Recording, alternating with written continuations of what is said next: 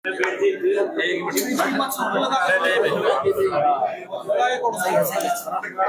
ले रहा हूँ।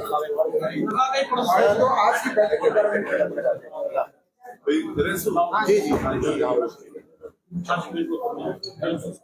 माननीय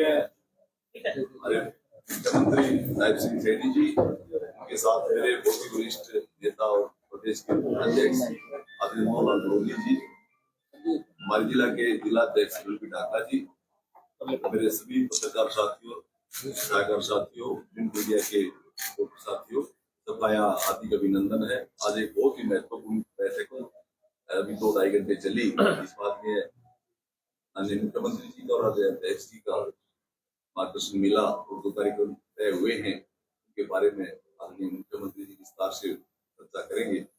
मैं आज मुख्यमंत्री जी से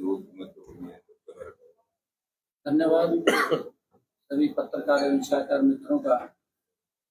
हमारे प्रदेश के लोकप्रिय अध्यक्ष मोहनलाल कौशिक जी, सिंह जी, हमारे जो मीडिया का काम देख रहे हैं जिलाध्यक्ष जी, और हमारे पार्टी के सभी पदाधिकारी मित्रों, आज की जो बैठक थी देश के यशस्वी प्रधानमंत्री आदरणीय नरेंद्र मोदी जी, भारत रत्न बाबा साहेब भीमराव अंबेडकर जी की जयंती के अवसर पर हरियाणा के लोगों को विकसित भारत की एक मजबूत जो नींव है, जो कार्य है, उसको गति देने के लिए हरियाणा में आ रहे हैं।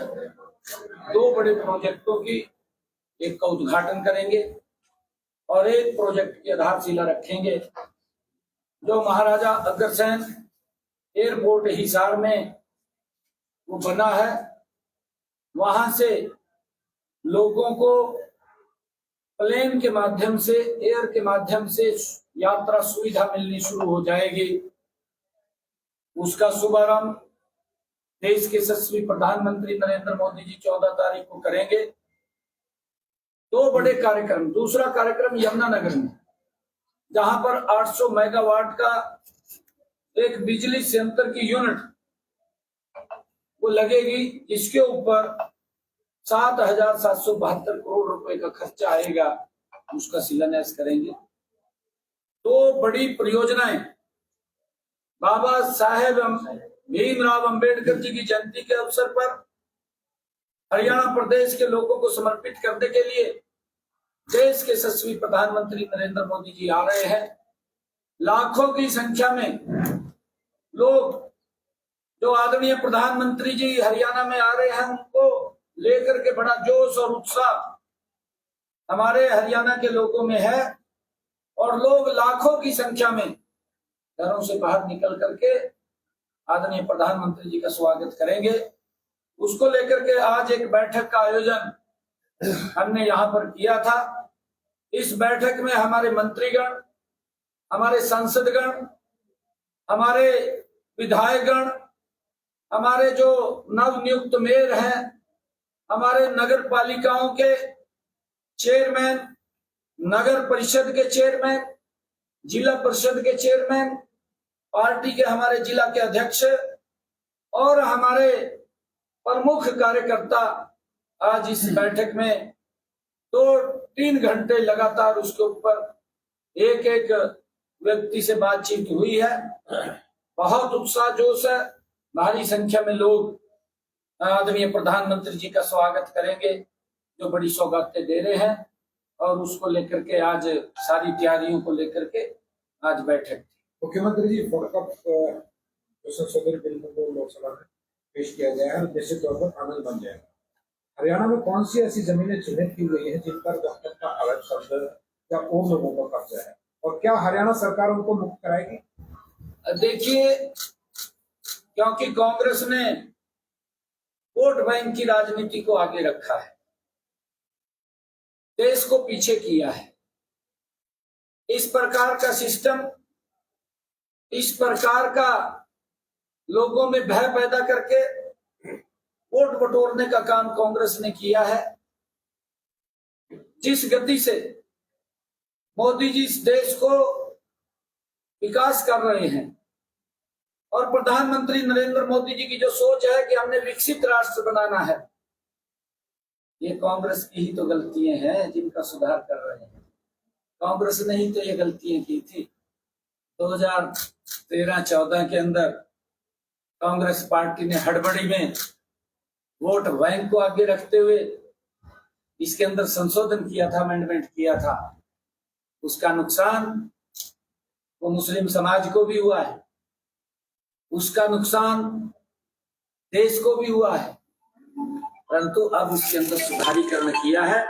इसका लाभ मुस्लिम समाज को भी मिलेगा, इसका लाभ देश को भी मिलेगा और कांग्रेस की जो गलतियां थी उसका सुधारीकरण भी किया है।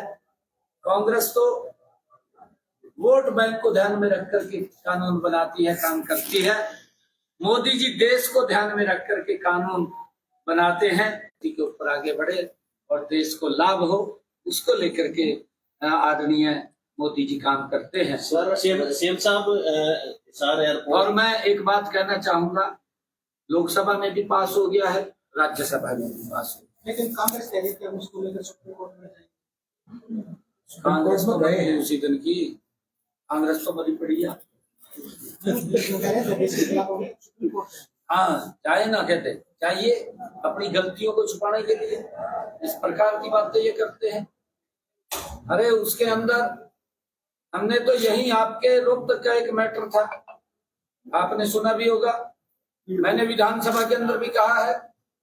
आपके रोहतक का मामला 1964 में, 1964 के अंदर वो श्यामलाल दे जमीन थी। 1964 के बाद 1990 में नोटिफिकेशन हो जाता है, ये वक्फ के नाम है।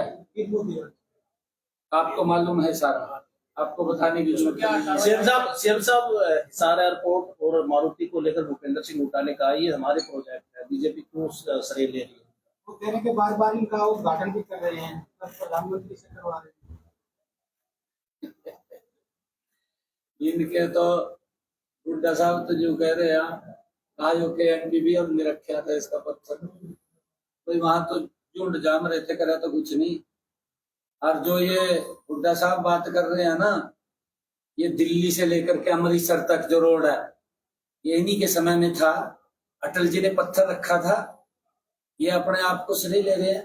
अटल जी ने रखा था, क्या हालात हो इनके समय के, सारे काम ठप हो गए थे। रास्तों के अंदर लोगों को दिक्कतों का सामना करना पड़ रहा था, एक्सीडेंट्स हो रहे थे, तब तो इनकी आंख नहीं खुली। अब जब मोदी जी गति से काम कर रहे हैं, अब इस प्रकार की बातें कहीं भी कुछ, इज्जत तो बचानी है, इज्जत बचानी भी, झूठ बोल का बचा लो। वो वहां जेपी साहब ने कहा था हिसार के अंदर, कहा अगर यहां से प्लेन उड़ गया तो मैं त्याग पत्र दे दूंगा। कहा है ना, कहा।